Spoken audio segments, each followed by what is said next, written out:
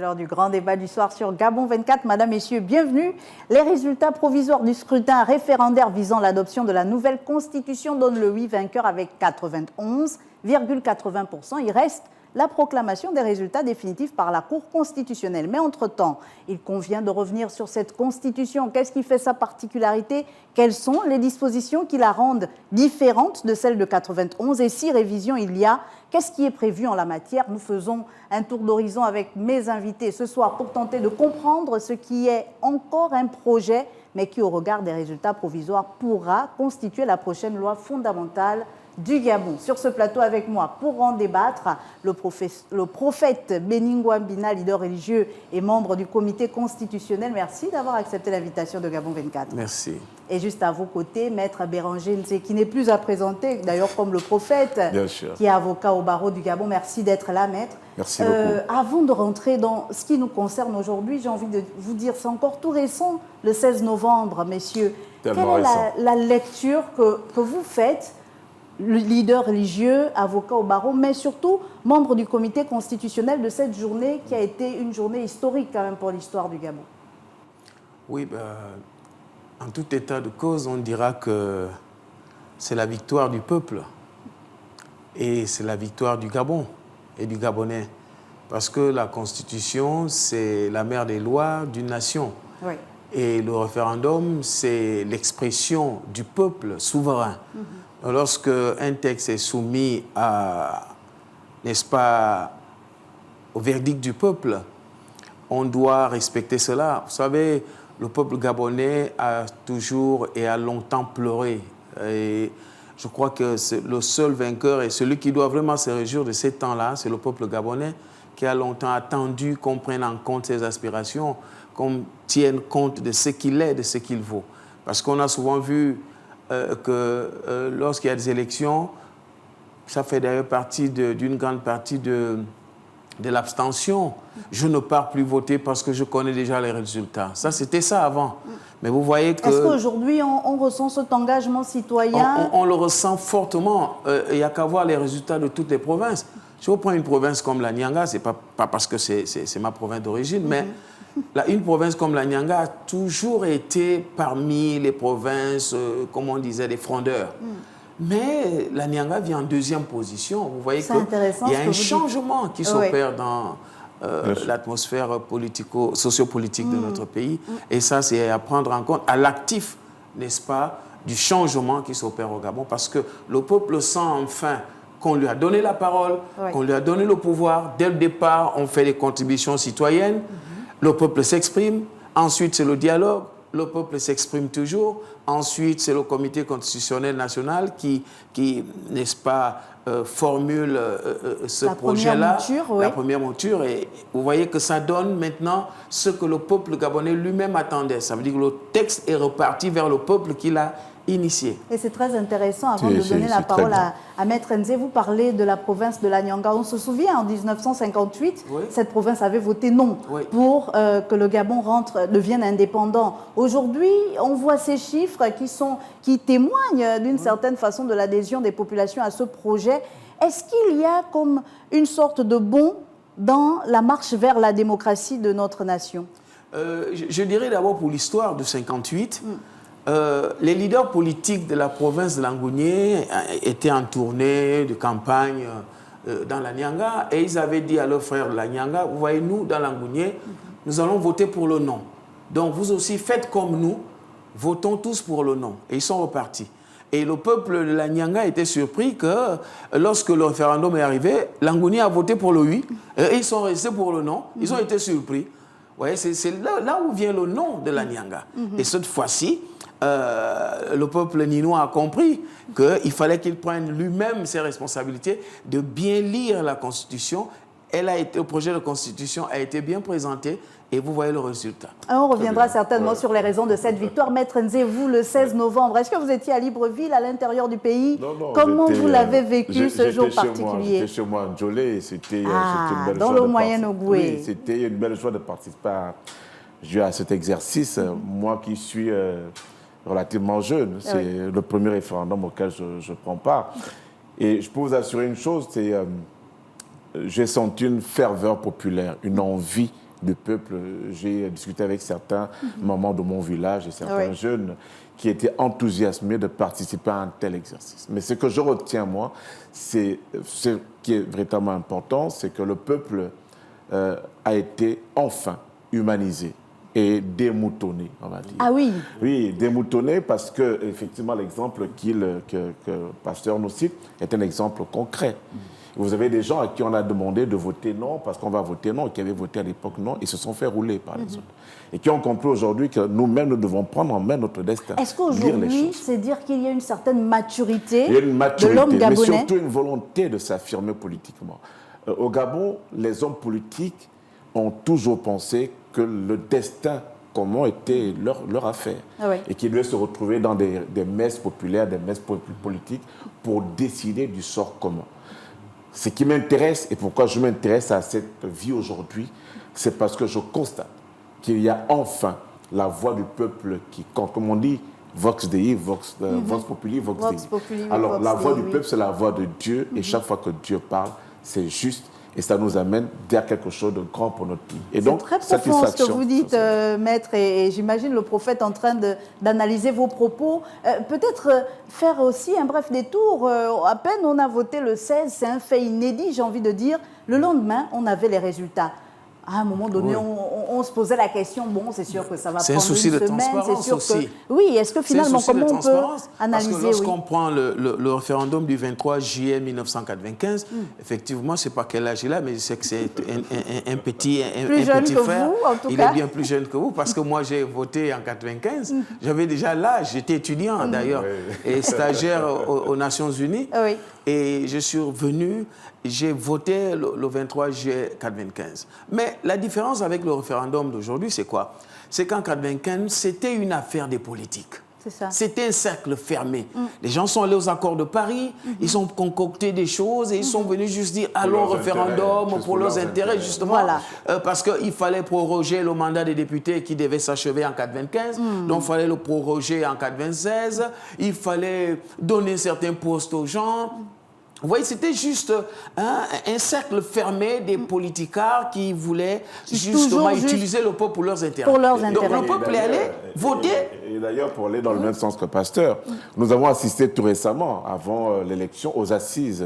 Je crois qu'il y a eu des assises nationales où il fallait décider comment réorganiser la modification constitutionnelle qui a été faite. Oui, la constituante. Et comment vous pouvez considérer qu'il y a des gens qui estiment aimer ce pays, vouloir qu'il se développe, même des opposants, qui estiment vouloir quelque chose de bien pour ce pays, aillent s'asseoir, réfléchissent et viennent nous dire non, il ne faut pas la limitation des mandats. Il faut que le président soit ad vitam. C'est inaccessible, inadmissible. Et j'ai trouvé ça profondément insultant. Effectivement, on a vu pour le peuple. On a vu là, avant. Je vais ajouter, toi qui es encore plus jeune, en 91, lorsque, en fait, ceux qui disent aujourd'hui que l'âge qui est proposé, qui a été proposé, est discriminatoire. 35 ans, les mêmes gens, ans. ce sont eux qui ont mis ça dans la Constitution de 91. Mais comme 70 ans étaient encore loin, alors ils ont applaudi et ils ont mis ça. Mais étant donné qu'ils sont maintenant à la frontière de 70 ou bien après, alors ça devient discriminatoire. Donc c'est un esprit de démagogie qui a toujours caractérisé l'homme politique gabonais. C'est pour ça que le pays a sombré à cause des politiques. Et surtout de manipulation populaire. Des hommes politiques. Et c'est intéressant ce que vous dites. Ça dit qu'ils font tout pour eux et rien pour le peuple. Parce que finalement, quand on regarde la marche de la démocratie ou vers la démocratie du Gabon, on part de 90, il faut lui donner un acte de naissance. On a eu les accords de Paris, les accords d'Arambo, à Ngondje, on est encore allé discuter et on n'a pas limité les mandats. Et toujours là, le peuple n'a jamais été impliqué. Voilà. Finalement, la différence avec le dialogue qui s'est fait cette année et ce référendum, c'est qu'on met l'homme au centre. La transition est inclusive. Je vous disais que j'ai discuté avec des gens qui sont des personnes prolétaires, des gens qui sont au village, qui se nourrissent de bananes et de vie simple, modeste de village, qui vous disent enfin, on a limité les mandats. Enfin, on ne va pas avoir une famille qui va rester ad vitam au pouvoir. C'est ça qui m'intéresse, voir cette joie du peuple, de constater que finalement, on a consacré l'alternance dans notre Constitution. Mais plus grave, on a rendu certaines dispositions intouchable. Mais c'est là où Justement. on arrive. Et c'est une avancée majeure. C'est le cœur de notre émission. Avant d'arriver aux intangibilités, c'est déjà, parce que vous le savez, la répétition, elle est pédagogique. On l'a fait sur Gabon 24, plusieurs émissions pour expliquer ce projet. Mais c'est toujours important de revenir parce qu'il y a des populations de l'arrière-pays et même à Libreville qui n'ont peut-être pas encore réussi à cerner ce projet, cette constitution qu'on est en voie d'avoir nouvellement au Gabon. Qu'est-ce qui diffère dans ce projet du texte de 91? Vous parliez déjà du texte de 91. Le texte de Est-ce qu'il y a un bond en avant? Un grand bond. Je pense qu'il y a un changement diamétral. Parce que la Constitution de 1991, que les gens disent être la meilleure et autre, mais c'est cette Constitution-là qui a consacré les mandats illimités. C'est cette Constitution-là qui a consacré ça. Ça veut dire que c'est une constitution monarchique. Bien sûr. C'est une constitution monarchique. Or, la constitution actuelle que nous allons avoir là, elle est démocratique. Pourquoi? Parce qu'elle assure l'alternance que le peuple gabonais a longtemps demandé. Et le rêve du peuple gabonais. Si aujourd'hui les Gabonais ont eu un désamour vis-à-vis de la chose politique, c'est-à-dire vis-à-vis des élections, mais parce qu'ils se disaient, bon, l'élection sert encore à quoi? Puisqu'on connaît que c'est une même famille qui va gagner. Quand c'est l'élection présidentielle, c'est toujours les mêmes. Le père part, laisse le fils part, laisse le petit-fils, et ainsi de suite. Et là, dans la nouvelle constitution, il y a l'intangibilité là-dessus, qu'il n'y aura plus quelqu'un qui va succéder à son père. Ça veut dire que si quelqu'un est président, il fait ses 2 mandats de 7 ans, s'il a pu les faire. Oui. Et il s'en va, il ne peut pas préparer son fils ni son épouse. Il faut qu'un autre Gabonais vienne d'abord là. Ils sont Gabonais, ils ont des droits. Mais après 1 ou 2 autres mandats, selon celui qui va succéder, n'est-ce pas, qui viendra après son père. Mais on ne peut plus être là à dire aux gens, comme Omar Bongo l'a fait. Et c'est bien que le pasteur le précise. Le texte est clair, parle de succession familiale. Voilà. Certains l'ont qualifié, cette disposition de xénophobe, de discriminatoire. Mais excusez-moi, mais madame, ça n'a absolument aucun sens. Il faut lire un texte et le comprendre. Ouais.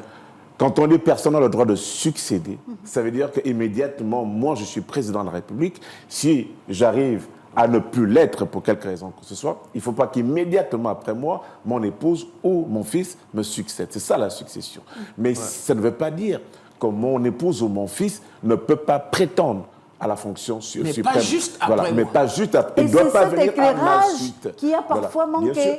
On parle de succéder.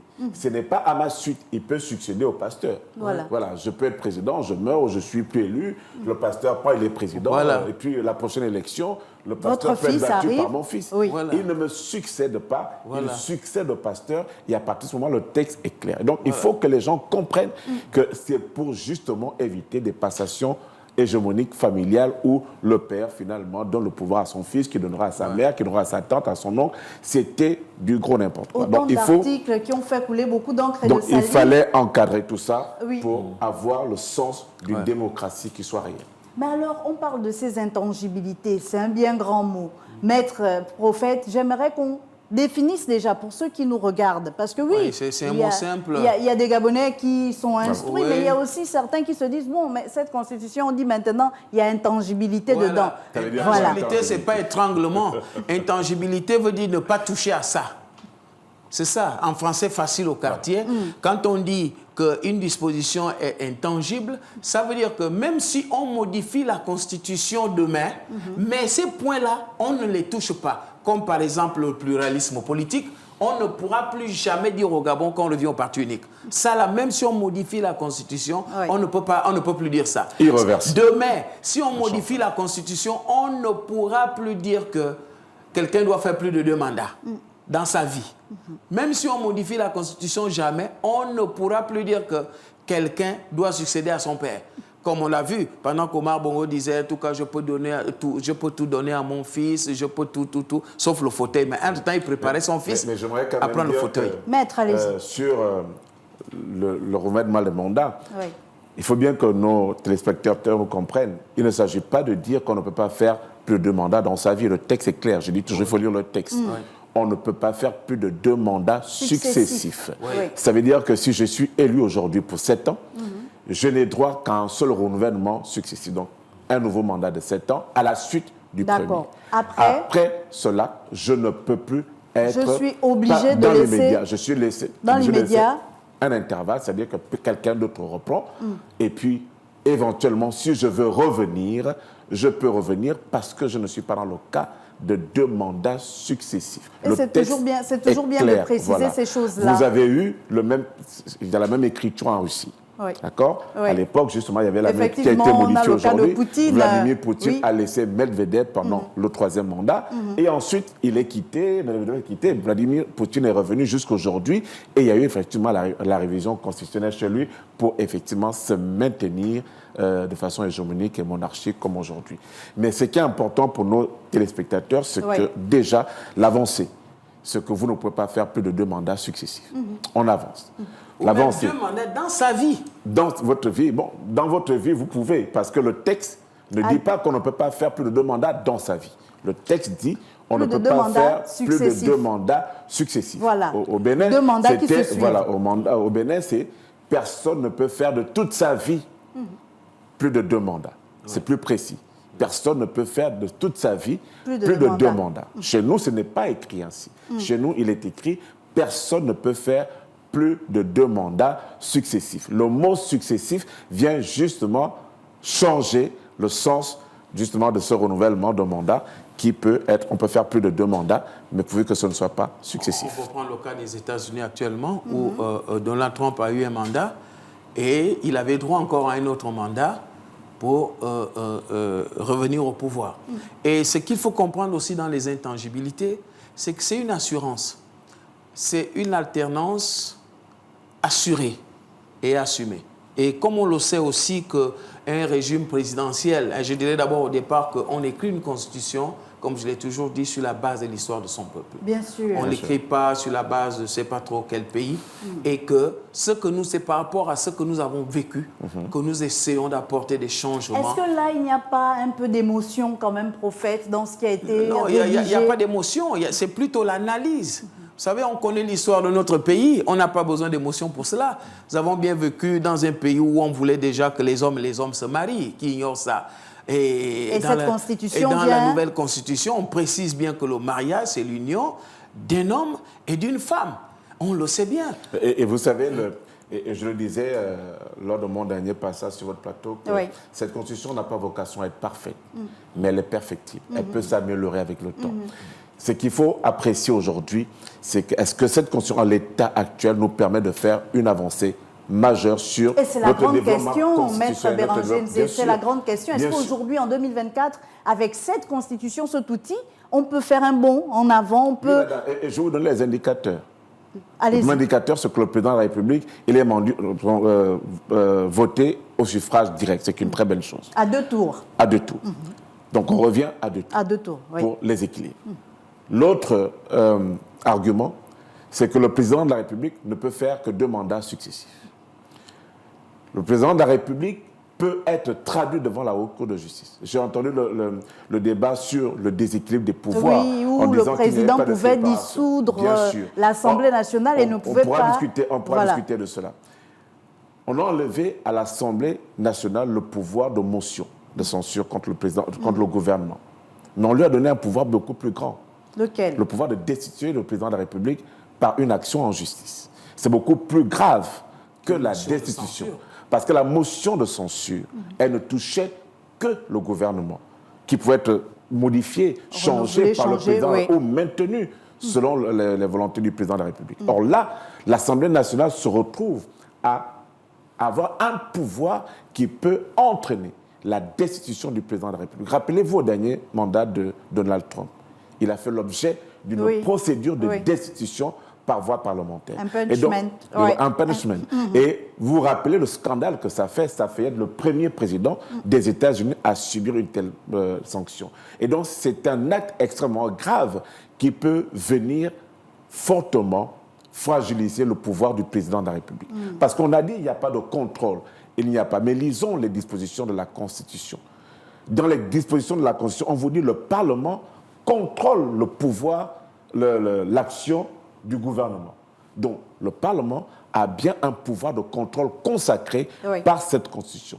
Il veille à l'action publique. Et c'est très bien de le préciser. Et voilà, et c'est inscrit dans la Constitution. Parce qu'il y a beaucoup de questionnements qui ont été faits autour. Il y a d'ailleurs nos internautes qui réagissent beaucoup. Vous le savez, vous êtes des habitués de ce plateau. J'invite nos internautes et tous les autres à lire l'article 79 de la Constitution, qui nous dit clairement le Parlement vote les lois, consent l'impôt, contrôle l'action du gouvernement, ainsi de suite. C'est clair. Donc le Parlement a maintenu son rôle et ses missions. Contrôle du gouvernement. Mais quand on contrôle, qu'est-ce que ça veut dire? Ça veut dire qu'il y a une censure après. Ce qu'on peut sanctionner. Alors, il y a Fabrice Fa qui dit, mais si un président est issu d'un parti politique, prend le pouvoir, il fait 2 mandats, et ensuite un autre du même parti politique prend le pouvoir, est-ce qu'à ce moment, on peut parler d'alternance? Bien sûr. Oui, mais bien sûr, c'est un parti politique. Les partis politiques sont libres. Si un parti politique rencontre l'adhésion populaire, l'essentiel, c'est qu'il n'y ait pas la même personne ou la même famille. Mais il y a une différence entre la famille biologique et la famille politique. La famille politique, c'est un ensemble de personnes qui se réunissent pour une idéologie. Alors, si un parti... Est-ce que nos formations politiques au Gabon ont des idéologies? Bon, ça, c'est une autre affaire. C'est notre débat. C'est une autre question. Et je crois que... Moi, je peux répondre absolument pas. Ils n'ont aucune idéologie. Voilà. Et sur ça, moi, je n'ai pas aucun Donc, parti politique. on sait bien que les partis se sont développés au Gabon à cause des valises d'argent et sans idéologie. Ça, tout le monde le sait. Mais je dirais que la constitution d'un pays n'est pas rédigée sur la base d'un canevas. Il n'existe aucun canevas dans le monde qui dit qu'une constitution doit être écrite de telle ou de telle manière. La Constitution n'a même pas besoin qu'on soit constitutionnaliste. La preuve en est que la grande Constitution des États-Unis, qui a plus de 225 ans aujourd'hui, n'a pas été écrite par des constitutionnalistes. Elle a été écrite par des militaires et autres forces vives de la nation qui ont pensé que nous sortons d'un continent de monarchie, d'aristocratie et autres. Nous voulons créer un nouveau monde où nous sommes libres, où nous faisons ce que nous voulons et sous le contrôle de Dieu. Et ça, les États-Unis sont nés. Donc, il n'y a pas une base où on va dire, voilà, la constitution du Gabon n'est pas bonne parce qu'on a fait ceci. Il n'y a pas un canevas, qu'on me sorte un canevas qui dit que voilà comment une constitution doit être écrite. Est-ce que vous pensez qu'on a besoin d'un canevas? Non, on a juste besoin de notre vécu. Est-ce qu'on a besoin d'être, je ne sais pas trop quoi, pour dire que, article temps, les Gabonais ont droit à la propriété foncière? On a besoin de réfléchir combien de jours pour ça? On le met dans la Constitution. Je vous le disais la dernière fois qu'un texte de loi, même la Constitution, vise 2 objectifs. Lesquels? Un objectif préventif et un objectif curatif. La Constitution, là pour prévenir de ce qui peut se répéter demain. Et également pour régler les situations antérieures qui n'avaient pas de solution selon la loi. C'est ce que prévoit la Constitution. Et comme je vous le disais, elle est perfectible, elle peut s'améliorer, elle peut se parfaire. Ce qui est important quand vous avez un texte comme la Constitution, qui est une loi fondamentale, il faut lire cette loi. Il faut la lire et chercher à la comprendre. Pourquoi moi j'ai appelé les gens à voter oui? Parce que je crois à cette Constitution.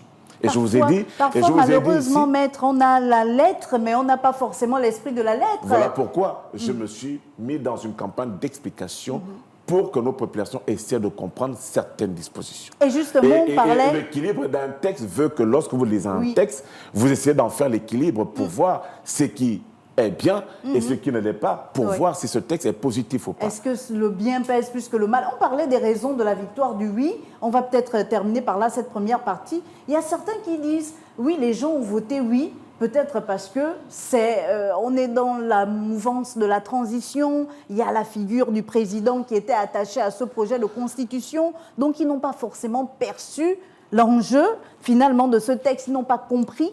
Est-ce que vous qui étiez sur le terrain, vous avez perçu que les personnes ont adhéré parce qu'elles ont compris quelque chose à la nouvelle Constitution? Je fais partie de ces personnes. Moi, je ne suis pas du CTRI. Oui. Je ne suis pas de quelque parti politique. Vous n'êtes même pas un politicien. Je ne suis même pas un politicien. Je suis un acteur de la vie politique, enfin de la vie sociétale de notre pays. Sociale. Oui. Je suis avocat. Je mène ma vie. Mais je m'intéresse à la politique de mon pays.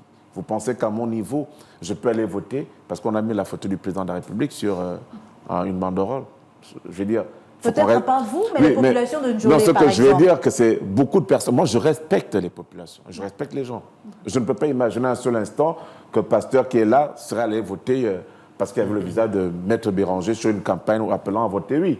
Ce qui est important, c'est qu'il faut qu'on comprenne que notre population, vous le disiez tout à l'heure, a atteint une maturité politique. Ouais.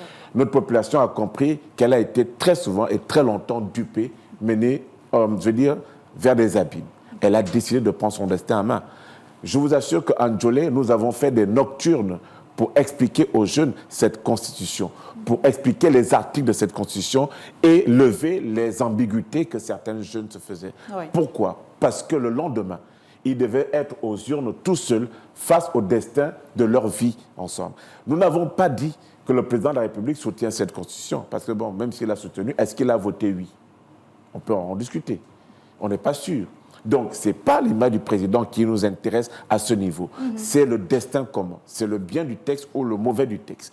Et les gens sont allés voter, je vous assure, en ce que j'ai pu voir en toute âme et conscience, parce qu'ils ont cru à l'espérance et au rêve que vend ce texte. Et on espère que ce rêve deviendra très vite réalité. Prophète, est-ce qu'il y a eu confusion de genre dans le choix dans l'urne? Est-ce qu'on se croyait être à une élection présidentielle? Ce qui me choque dans, vous savez, l'esprit de 56 ans, l'esprit de 56 ans nécessite une délivrance, mais la délivrance, elle est progressive. Vous voyez?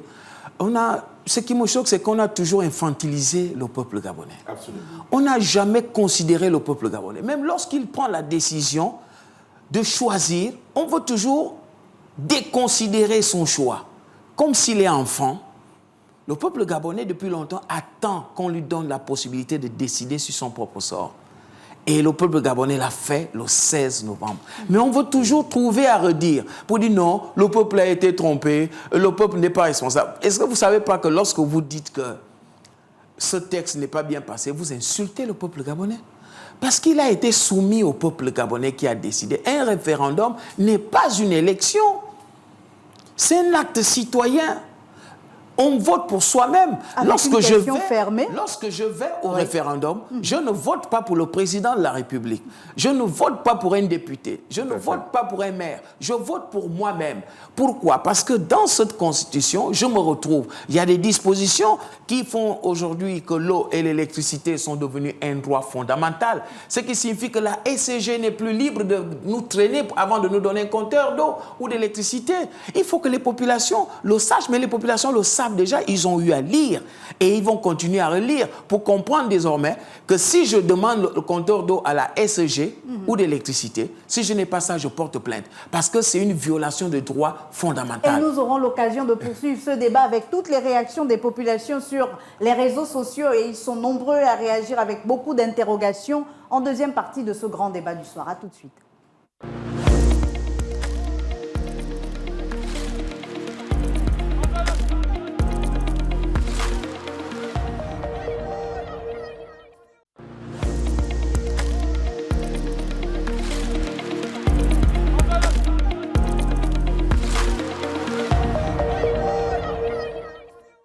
Deuxième partie de ce grand débat du soir et je suis toujours avec Maître Nzé Obam, avocat au barreau du Gabon et prophète Nzé Béranger, voilà, et prophète Béni Ngouambina, leader religieux et membre du comité constitutionnel. Messieurs, si vous permettez, on va prendre d'abord les réactions de plusieurs internautes. On n'a pas eu le temps puisqu'on était lancé en première partie. Alors il y a Derry Darren Ngemanze qui dit ceci. Révérend, comment interprétez-vous ce passage de l'article 42 du projet de constitution qui dit que nul ne peut exercer plus de 2 mandats successifs, quelles que soient les éventuelles révisions de la Constitution? Pourquoi ne pas avoir cadenassé cela pour éviter le cas de Poutine? Ça, c'est une question directement adressée au révérend, mais vous pourriez y répondre ou y revenir ensemble. Jordi Kersel dit ceci, le vrai problème au Gabon, ce sont les textes, ou le respect des textes par les populations et surtout par les hommes politiques. Donc, on a effectivement vu qu'avec le temps, on peut avoir de bons textes, mais l'application pose problème. Et on a également Morgane Beyem qui dit, ce monsieur dit que s'il y a contrôle, c'est qu'il y a sanction, quand on parlait du pouvoir de l'Assemblée nationale. Pourrait-il nous dire les sanctions qui découlent éventuellement de la mise en œuvre des moyens de contrôle de l'article 79? Vous aurez l'occasion de réagir, Maître Béranger. Il y a également Christ Moutendi qui dit l'article sur le foncier, me semble-t-il, n'existe plus dans la nouvelle constitution. Qu'en est-il? Ça voudrait dire que les étrangers vont continuer à maltraiter le Gabonais et on aura l'occasion de prendre d'autres réactions, occasion pour vous déjà de réagir. Prophète, vous avez été interpellé, maître également. Voilà, vous pouvez répondre. En ce qui concerne, vous savez, la parole de Dieu dit que heureuse la nation dont l'Éternel est Dieu. Et Dieu est un Dieu d'équité, de justice.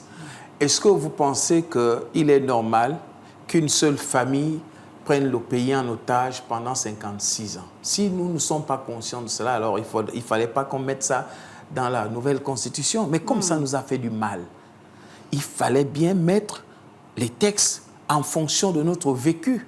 On a vu une seule famille gouverner le Gabon et ça a failli continuer encore comme ça. Et je pense que celui qui a envoyé cette question doit lui-même répondre à cette question.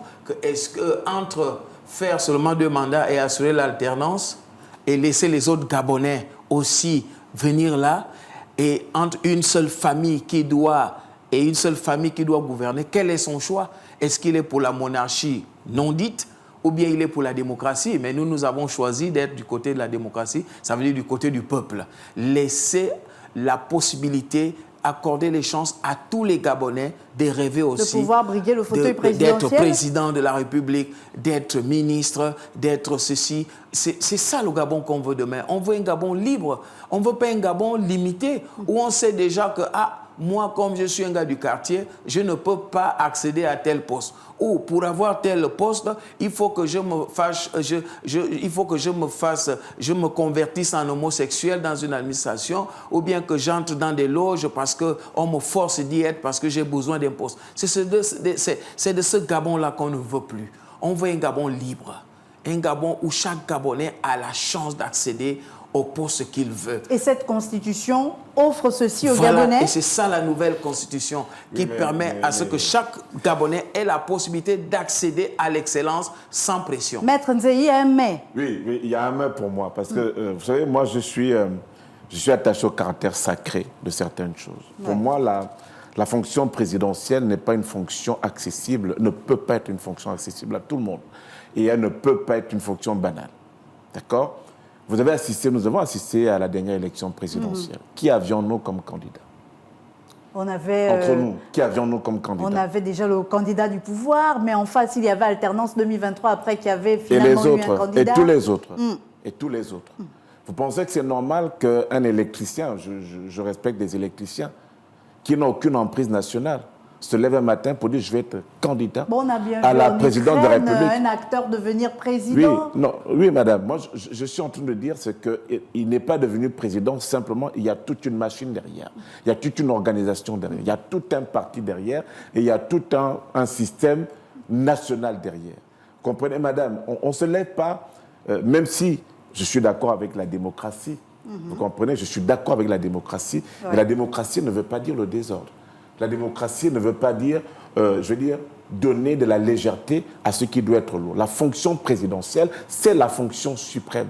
On ne peut pas la briguer parce qu'on veut dire qu'on a été président de la République, candidat à la présidence de la République. Et donc aujourd'hui, avec les critères qui sont posés par la nouvelle Constitution, est-ce que cela permet d'avoir véritablement quelqu'un comme vous le souhaitez? Pas encore. À mon sens, il faut renforcer ces critères. Il faut renforcer ces critères par un système, un code électoral ou une organisation politique qui va nous amener à avoir des partis qui ont de l'emprise nationale. Et c'est la prochaine étape d'ailleurs. Voilà. Donc il faut qu'on arrive à cela pour qu'on n'ait pas des partis politiques qui sont des partis de famille où il y a papa, maman, les enfants et où le père décide un matin que je vais être président de la République et il vient nous faire des débats, excusez-moi, qui n'ont aucun sens à la télé pour nous dire à nous, je vais voter moi, je vais être président de la République.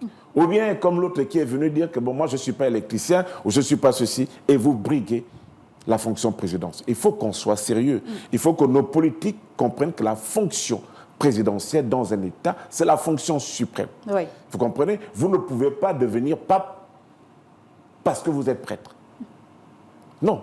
Il faut passer par plusieurs... Il y a des étapes, il y a des niveaux à atteindre. Et donc, on espère qu'il y aura ce toilettage au niveau de la reine politique pour que certains partis vraiment qui sont des partis de distraction plus qu'autre chose, des partis de vallées d'argent et parfois, comme on les appelle, qui ne nous servent à rien et qui viennent tout simplement rendre touffu le débat politique. Mais il y a la question... Il y a un point qui est important dans ce qu'il venait de dire. C'est que la fonction présidentielle, elle est importante. Mais ce qu'il faut relever dans les critères, c'est qu'on ne doit pas refuser à un Gabonais. C'est ça le problème qu'on a. C'est qu'on a eu des Gabonais capables de briguer le fauteuil suprême, la fonction suprême, mais à qui on l'a refusé.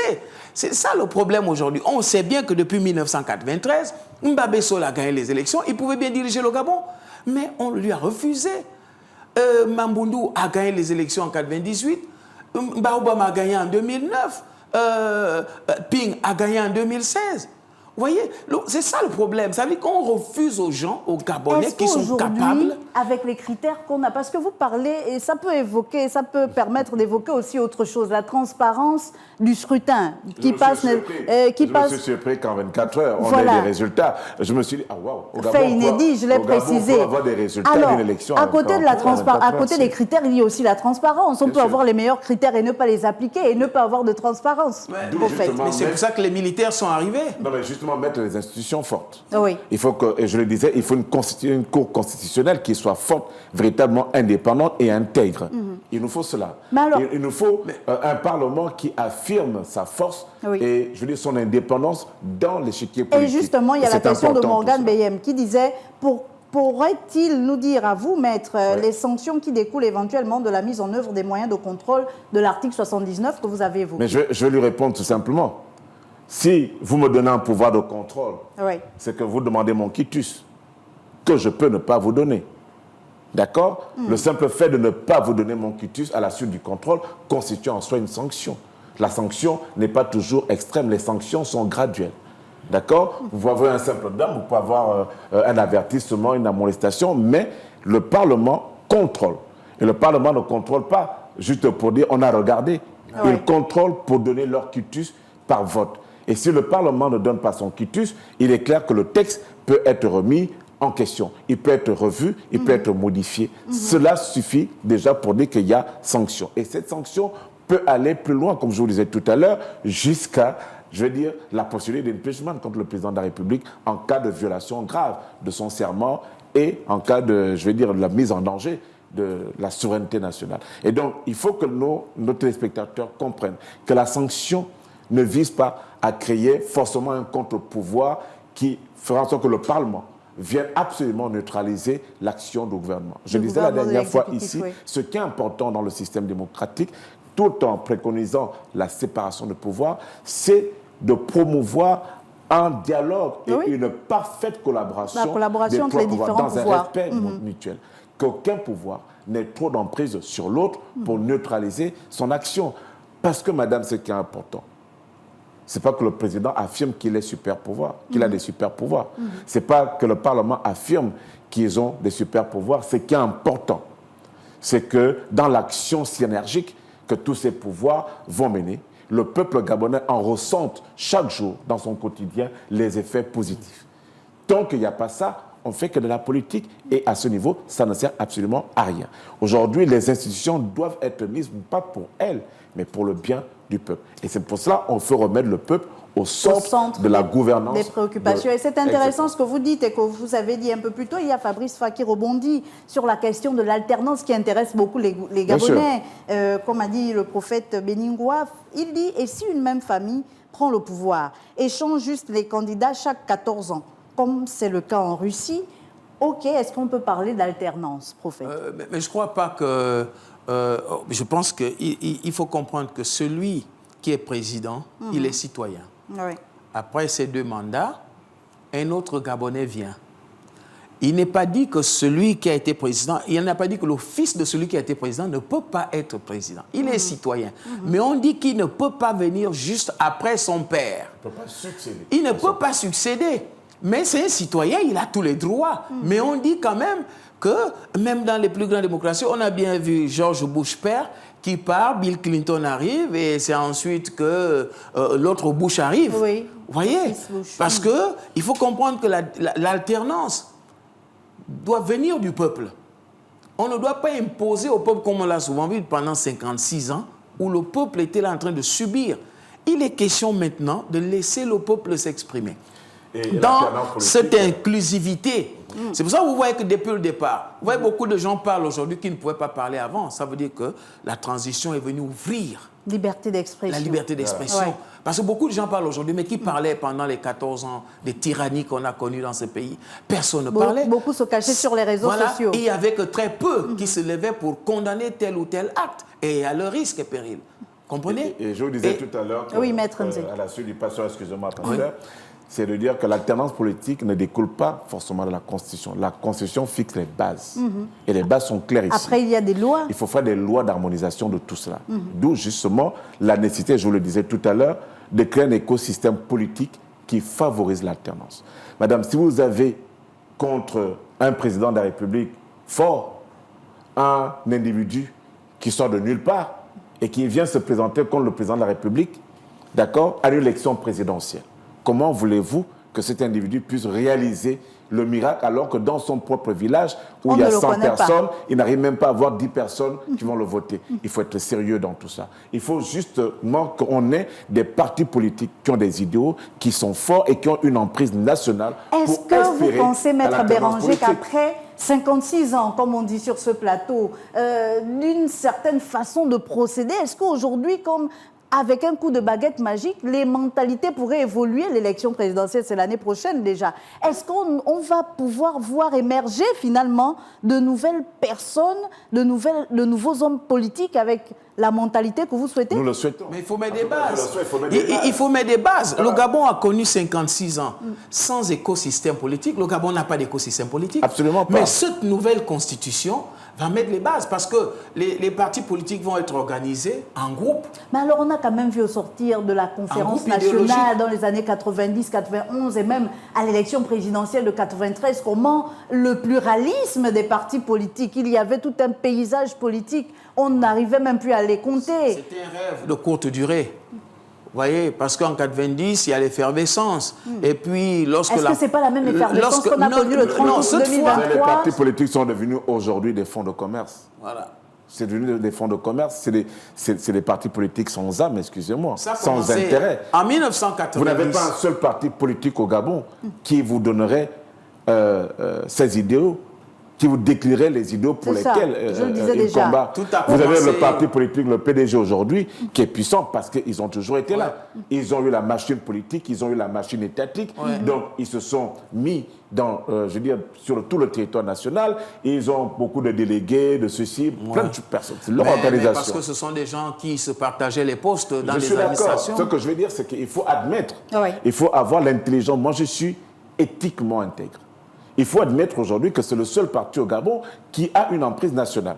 On peut lui reprocher son fonctionnement, on peut lui reprocher, je veux dire, sa gestion calamiteuse du pays. Je suis le premier. Mais sur un plan organisationnel, il faut qu'on soit conséquent intellectuellement. C'est un parti-État. C'est le seul parti, oui, bien sûr, qui était parti-État, mais c'est le seul aujourd'hui qui semble avoir un idéal et qui semble avoir une emprise politique. Qu'est-ce que nous avons contre le PDG? On parlait de contrepoids. Il faut un parti qui soit tout autant national et qui puisse faire un contrepoids. Quand on regarde même la campagne référendaire pour rester sur les partisans du non, pour essayer de parler de contrepoids, on voit que les partisans du non sont allés en ordre dispersé. Est-ce que finalement ça n'augure pas ce qui va se passer pour les prochaines élections avec un parti PDG toujours aussi puissant, même si on l'a destitué? Je ne suis pas d'accord lorsqu'on dit... Je ne pense pas, je pense pas que le PDG est aussi puissant. Il y a une différence entre être bien organisé et être puissant. D'accord. Vous voyez, le PDG bénéficie de l'organisation à partir du fait que c'était un parti-État. Donc, le PDG a bénéficié, maintenant, à l'avènement du multipartisme, a gardé ses bases qui étaient déjà depuis là. Les comités de base dans les villages et autres. Le PDG a bénéficié de cette emprise étatique. Aujourd'hui, qu'est-ce qui peut changer avec la transition? Mais le PDG a perdu le pouvoir depuis 1993 parce que les Gabonais n'ont plus jamais voté un candidat PDG à la présidentielle. Il fallait user de la force puisque c'est le PDG qui était au pouvoir. Alors c'était la force qui prévalait. Ce n'était pas la démocratie. C'était la force et la corruption. Je suis d'accord, justement, voilà pourquoi je vous parlais des institutions fortes. Oui. Il faut des institutions fortes justement pour montrer, et il faut également qu'il y ait des contrepoids politiques. Au Gabon, moi j'assiste de loin à l'activité politique. C'est pendant l'élection présidentielle que vous avez des pseudo-coalitions qui très vite volent en éclats. On voit même certains acteurs qui n'existent que lors des élections. Vous avez des coalitions pour soutenir la majorité, vous avez des coalitions des opposants qui sont en réalité des coalitions de personnes qui cherchent des postes et qui veulent avoir un peu d'argent, qui n'ont aucun rêve véritable pour le Gabon. Parce que quand on a un rêve, on reste ensemble et on se bat pour réaliser ce rêve ensemble. C'est pour ça que je vous assure que... Comment du coup on arrive à mettre les bases, à encadrer toute cette sphère politique pour les prochaines joutes électorales? Il faut limiter les partis politiques. Il faut limiter les partis politiques. Il faut les organiser en groupes idéologiques. Il y a le CND qui existe. Il faut les organiser, bien sûr, il faut les organiser en groupes idéologiques. Ce n'est pas possible de continuer à avoir dans un pays d'à peine 2 millions d'habitants, plus de 100 partis politiques qui constituent ces partis politiques. Et qui ne servent à rien du tout. D'accord? Moi, j'ai les partis politiques, je vous assure, je partais, je ne sais pas dans quel quartier, je partais sur une chose, et j'ai vu une pancarte siège politique, et je demandais à un ami, c'est quoi ce parti encore? Il y en a tellement qu'on ne connaît pas, qui naissent dans des quartiers parfois sous-intégrés. Est-ce que ce n'est pas aussi l'expression de la démocratie? Mais non, malheureusement, c'est d'avoir ce pluralisme idéologique. Il y a un problème très important qu'il faut soulever. Nous devons bâtir notre pays. Nous devons bâtir notre pays, et pour le bâtir, il faut que nous soyons sérieux, même quand nous faisons la politique. La politique n'est pas, je veux dire, une passe d'armes. La politique, c'est un acte qui vise à construire une nation, à construire un pays. Et si on fait de la politique, parce qu'on veut dire que je suis le pasteur et j'ai un petit parti politique CND, je ne sais pas quel autre parti politique, où j'ai 20 pelés, 3 tendus, excusez-moi, on n'est pas très sérieux dans tout ça. Mais le Conseil supérieur de la démocratie, tout ce qui peuple ce truc-là. Cette institution. Elle sert à quoi cette institution? Ce machin de CND. Enfin, il s'agit quand même d'une institution. C'est une institution qui n'a pas sa valeur. D'ailleurs, le dialogue national a demandé sa dissolution parce que c'est quelque chose qui ne sert à rien. Ils existent toujours. Est-ce qu'il ne faut pas conjuguer... Comment pouvez-vous avoir 104 partis politiques dans un pays? Est-ce qu'il ne faut pas conjuguer avec eux pour la suite? Et la majorité de ces partis, comment pouvez-vous avoir 104 partis politiques dans un pays et vous n'avez que 3 ou 4 partis qui ont soit un élu local ou un élu national. Et les autres partis font quoi? Ils vont en réunion parce qu'on va donner des perdières. Est-ce qu'il faut mettre finalement parce qu'au Conseil national de la démocratie, lorsqu'on siège, c'était des choses que Marc Bongo avait créées pour caser les partis, pour leur donner à manger, mais qui ne servent à rien, aucune emprise nationale, ils ne servent à rien du tout. On comprend, prophète, que le débat politique vraiment passionne, mais pour revenir un peu à notre projet de texte, on est déjà quasiment à la fin de la deuxième partie. C'est vraiment dommage. Et la révision de cette constitution, comment on l'aborde dans ce projet, puisque ce n'est encore qu'un projet? C'est prévu. Mais la révision est prévue dans la Constitution. Mais qu'est-ce que la Constitution dit? La Constitution prévoit que le référendum reste le moyen privilégié pour la révision de la Constitution. Toutefois, elle peut être révisée par le Parlement, selon le besoin qui se présente. Est-ce qu'on va tomber encore dans le cas de 421 qui a été modifié, je crois, 9 fois? Ou est-ce que là, il y a quand même c'est pour cela qu'il y a des intangibilités. Oui. On a une constitution qui se faisait à l'emporte-pièce. Or là, on a aujourd'hui une constitution qui se doit d'être respectée parce qu'elle a pensé au vécu du Gabonais et elle répond aux aspirations du peuple gabonais, aux aspirations que le peuple gabonais a toujours émises ou bien exprimées depuis des générations. Voyez-vous, pour rester au pouvoir, vous avez besoin de quelques éléments. Et si l'ancien régime est resté au pouvoir, le peuple a été affaibli parce que le peuple n'avait que la souveraineté. Mais cette souveraineté lui a été arrachée. Et le parti au pouvoir, ou bien ceux qui étaient au pouvoir, avaient tous les éléments pour rester au pouvoir. Lorsque vous avez la force publique, le trésor public, parce que sachez bien que le parti au pouvoir se nourrissait du trésor public, vous avez la Cour constitutionnelle avec vous, vous avez les médias, vous avez l'administration, toute l'administration avec vous, vous avez l'appareil électoral et vous avez la communauté internationale. C'est 7 éléments-là, quand vous les avez avec vous, Et le peuple qui est en face, qui veut changer les choses par le vote, n'a plus ce pouvoir. Ça veut dire que tout est parti pour que les militaires fassent ce qu'ils ont eu à faire et ce qu'ils ont eu raison de faire pour sauver les meubles d'une nation. Aujourd'hui, mais ce qui est important, c'est de dire que nous ne voulons pas faire de notre pays un pays hégémonique de coup d'État. Nous ne voulons pas que ce soit le mot d'accession, je veux dire, au pouvoir. D'accord. Oui. Autant nous sommes d'accord avec ce qui s'est passé parce que ça nous a tous libérés et ça nous donne une nouvelle espérance. Autant il faut avoir le courage de dire que ce n'est pas un mode acceptable d'accession au pouvoir. Puisqu'au fond, l'adoption de cette constitution est aussi une étape importante vers le retour à l'ordre constitutionnel. Exactement. Et je salue cela justement. Et c'est pour moi l'occasion de féliciter les militaires qui essaient de respecter leur chronogramme.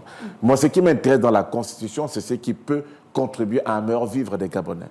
Vous comprenez? Cette constitution, comme je vous dis, elle permet la révision par le peuple prioritairement. Mais alors, maître, c'est l'article 168. Et on a analysé ces chiffres et ces raisons pour le oui, 91,80%. C'est un haut score, un grand score, mais à côté, et non négligeable, il y a eu 8,20% qui ont voté non. Est-ce que, la démocratie. Pour parler d'inclusion, d'inclusivité, est-ce que finalement, pour tenir compte plutôt de ces 8,20%, il ne faudrait pas envisager très prochainement une révision de ce texte? Non, on n'a pas besoin. Non. Je vais relever c'est vraiment dangereux de faire ça parce que vous savez, un texte ne fait jamais l'unanimité. Vous prenez une simple loi, même une simple loi fiscale, il n'y a pas d'unanimité dans les textes de loi parce que c'est une œuvre humaine. Sinon, on va refaire tous les jours. Voilà, on va refaire tous les jours. C'est une œuvre humaine, elle ne peut pas être parfaite. Ce qui est important et que notre téléspectateur doit comprendre, c'est de se dire, est-ce qu'avec ce texte, nous faisons une avancée pour la construction de notre pays et de notre nation? C'est pas, je suis pour, contre, c'est pas intéressant.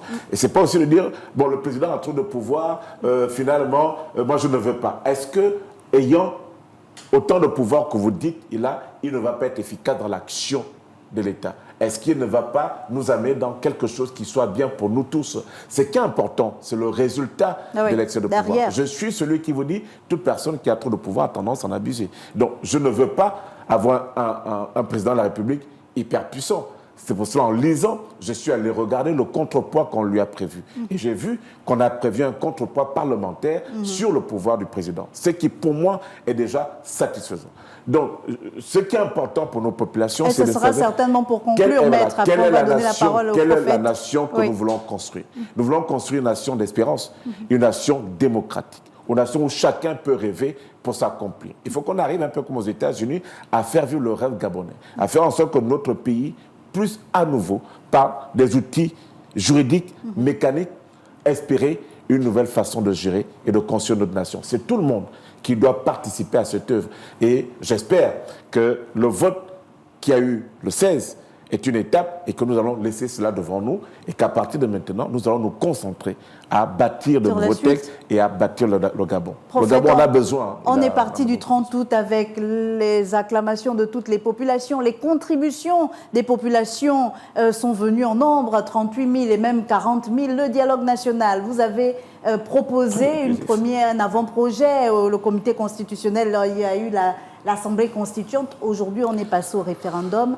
Qu'est-ce qu'il faut espérer pour la suite, pour que le peuple gabonais puisse comprendre que véritablement nous avons amorcé la marche vers la démocratie? C'est que chacun prenne conscience qu'un nouveau Gabon vient de voir le jour.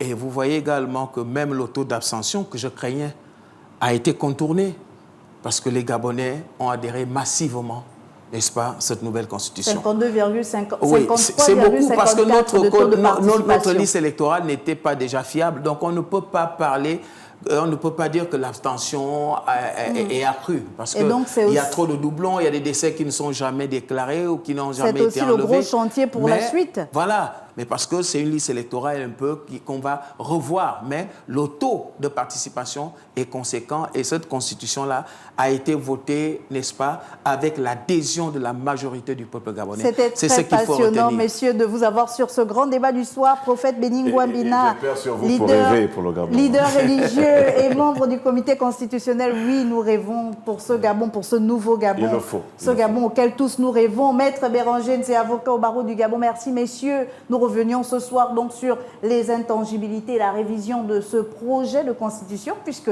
tant que les résultats ne sont pas définitifs, il demeure un projet. Nous avons déjà eu les résultats provisoires annoncés par le ministère de l'Intérieur, 91,80% pour le oui, 8,20% pour le non. Nous attendons les résultats définitifs qui doivent être proclamés par la Cour constitutionnelle. Le grand débat du soir, c'est terminé pour aujourd'hui. Je vous dis à demain avec une autre thématique et d'autres invités.